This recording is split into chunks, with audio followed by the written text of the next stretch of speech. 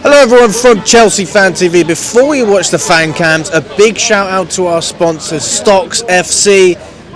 It is what it sounds like. It is the place not to buy stocks for companies, but to invest in your favourite football players. Check it out. It's much easier if you see it for yourself rather than listening to me. There's a link in the description as well as a QR code on screen. Check out Stocks FC and join in if you want to see if you can make some money. Obviously, play at your own risk, but yeah, it's a good bit of fun. Fancy round me. Ready? Hello everyone from Chelsea Fan TV. I hope you're all doing very well. I'm outside Stamford Bridge after a 5-0 win against Morcambe in the FA Cup. Charlie, where were you sitting for this one? Still in the Harding? Yeah, but I was on the upper today. Tricked myself to a little sit down, didn't I? You know, they all sit down the whole time. Yeah, mate, they all sit down. I mean, I don't think the whole upper sit down, but certainly the part I was in. But mate, it's FA Cup third round. It's fucking freezing. I'm not standing up against Morecambe, mate. I'll be honest, I was in the east. I was sitting down. Yeah, as mate, well. I knew you were in the posh seats, mate. So don't come at me with that. Oh, you sitting down? I was sitting down, mate. I enjoyed myself. Yeah, just a kind of a standard cup tie, I suppose. Yeah, we expected to win this game. We expected to score a few goals. First half, I have to be honest, was absolutely terrible. We were really slow to get into the game. We were I thought we were a little bit lazy. I thought a lot of players looked like they weren't up for it. Maybe they just didn't fancy the cold. We were really slow moving the ball. There was a complete lack of movement. And we get the lucky breakthrough with a Tosin deflected strike. But yeah, that first half was terrible. Really, really bad. I think that's some of the worst football I've seen in a long, long time from us. That's the difference between a lot of teams. Not everybody has Tosin, and he can be the player that separates the good from the great. My favourite player, Charlie. Love Tosin. Well, he's your guy, mate. So you got to stick by him now, mate. But he was good. Yes, hey, Steve. How we doing? Did you go to the game? Of course, I went to the game, Steve. Happy New Year. Yeah, Happy New Year to you as well. Yeah, mate. But do you know what? The fact that Fofana's out, I mean, at least he's available. That's half the battle, isn't it? No, and then when you of get course. a couple of goals and a clean sheet, Yeah, of course. Brilliant from a defender's perspective. Yeah, no, of course. And, you know, the second half was obviously a lot better. I think the quality, we stepped it up. The quality told, the fitness levels told, and eventually, you know, we started playing our football. I think Maresca probably would have had a few choice words at half time. In terms of Tosin himself, look. Good performance from him today. Probably man of the match, I would say. Felix maybe runs him closer. I thought Tosin was pretty good. But it was interesting that Josh Achimpong didn't start this game. I suspect that both Tosin and Disasi will find themselves on the bench on Tuesday night, which, considering their seniority, I mean, forget Disasi, I think it's more for Tosin. Like, he needed a performance like that, because I think right now Achimpong's actually moved ahead of him in the pecking order, which for someone like Tosin, with Benoit Badiashile and Fofana out, he wouldn't have expected that. And so, you know, to lose out to an 18-year-old, he needs to be putting in these level of performances, even if it is against Morecambe. You know, he's got to do that. And you know, fair play to him. That second strike was an absolute worldie. And It reminds you of Rudiger a little bit, that one. A little bit, but Rudiger's was better, mate. He slapped it top bins, mate, like from a little bit further out, and it's a bit more of a rocket. But yeah, no, it was decent from Tosin, mate. And that's all you can do at the end of the day. You've got to give the manager a decision to make. Whatever level of opposition you're playing against, you've got to stand out. And I thought Tosin did stand out. I thought Nkunku didn't do the business. You know, I thought he was a bit disappointing. Yes, he got his goal. He missed the penalty.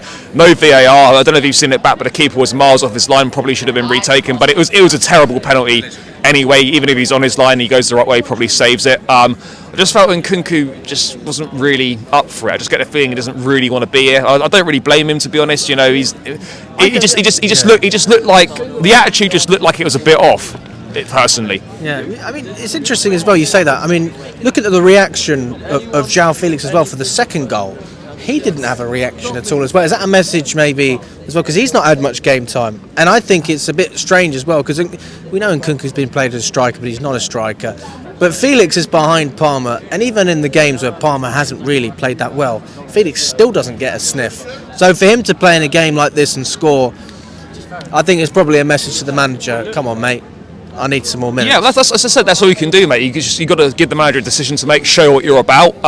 Maybe that performance will get him a few more minutes in the Premier League now. In terms of not celebrating, I mean, I don't blame him. You're playing the second worst team in the Football League, and you score the third and fifth goals in a 5-0 win. You're not going to celebrate that, are you? Let's be honest. It would be a little bit weird if they did celebrate that with a bit of bit more than the usual. So yeah, no issues with that. Felix, I felt, was good today. I felt he played reasonably well.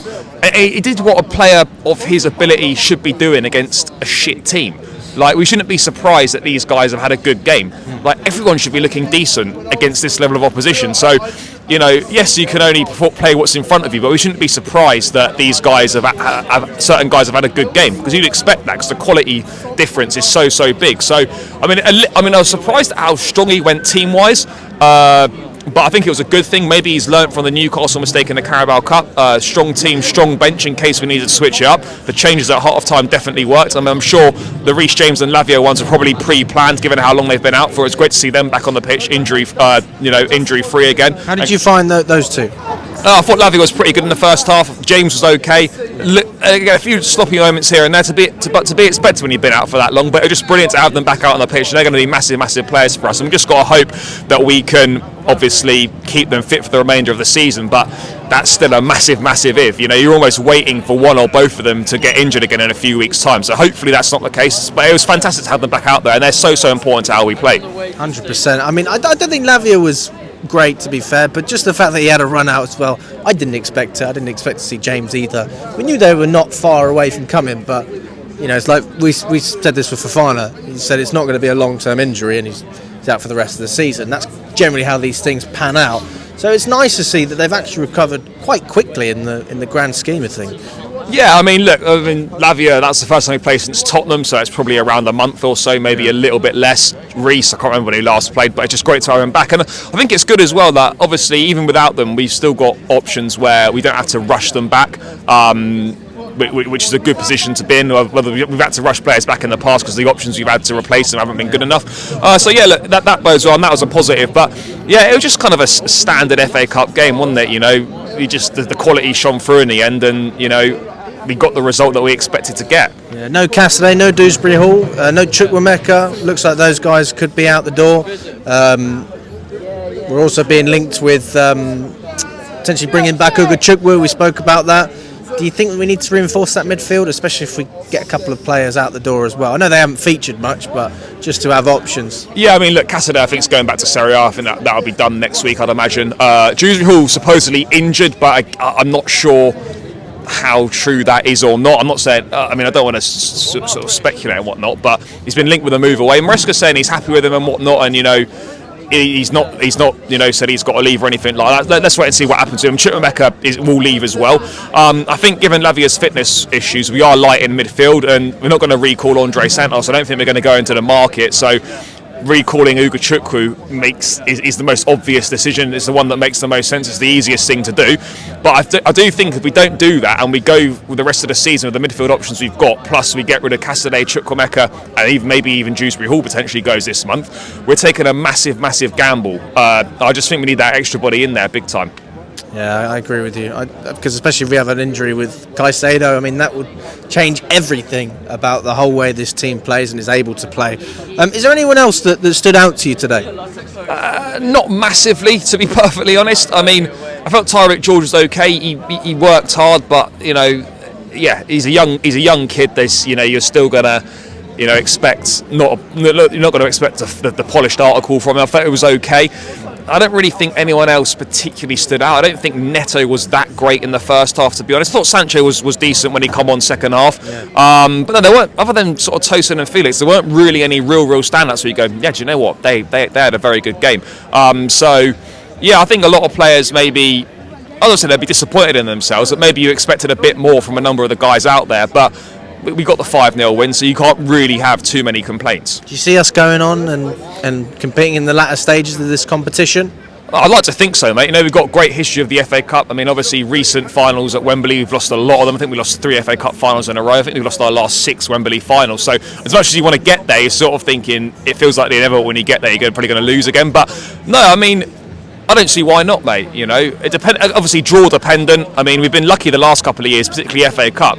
Every tie, I mean, last year when we made the semi-final or the final or whatever, you know, every tie was at home. You know, we very rarely have away ties. So again, it depends on the draw.